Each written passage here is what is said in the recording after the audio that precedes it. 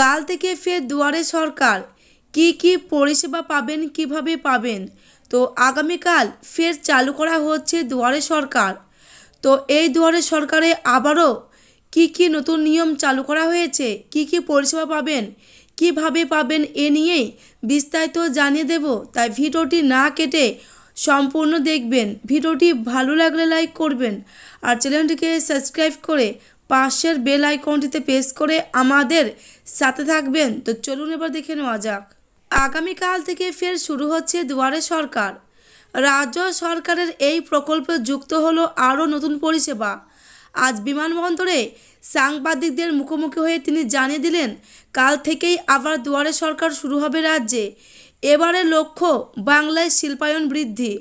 এর আগেও রাজ্যের প্রশাসনিক পর্যালোচনা মমতা ব্যানার্জি বৈঠকে দুয়ারে সরকার নিয়ে আরও ঘোষণা করেন তিনি। এদিন মুখ্যমন্ত্রী বলেন, আমরা মানুষের কাছে কৃতজ্ঞ। সাম্প্রতি সম্পত্তির মধ্যে দিয়ে এগিয়ে যেতে হবে। যত জিতব ততই নর্ম হতে হবে। আরও বেশি মানুষের কাজ করতে হবে। কাল থেকে আবার দুয়ারে সরকার চালু হচ্ছে। করোনা কমে গেলেও সবাইকে সতর্ক থাকতে হবে। আগামী দিনে শিল্পই আমাদের প্রধান লক্ষ্য। মুখ্যমন্ত্রী জানিয়েছিলেন, দুয়ারে সরকার প্রথম পর্যায়ে যা করেছি, দ্বিতীয় পর্যায়ে আমাদের প্রায় 1,04,442টি ক্যাম্পে মোট 3,69,00,000 মানুষ এসেছেন।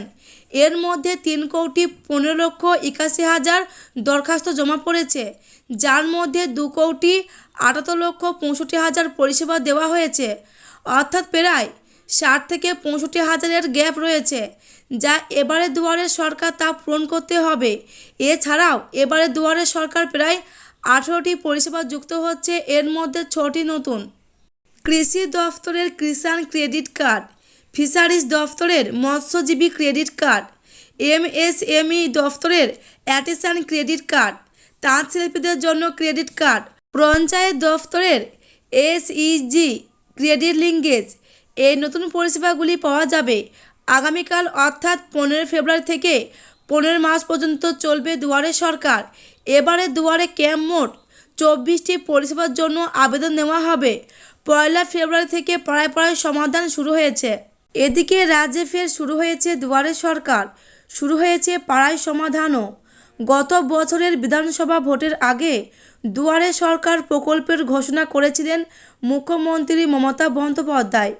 রাজ্য জুড়ে ক্যাম্পের মাধ্যমে বিভিন্ন সরকারি প্রকল্পের জন্য আবেদন ও সমস্যার সমাধানের ব্যবস্থা করে সরকার।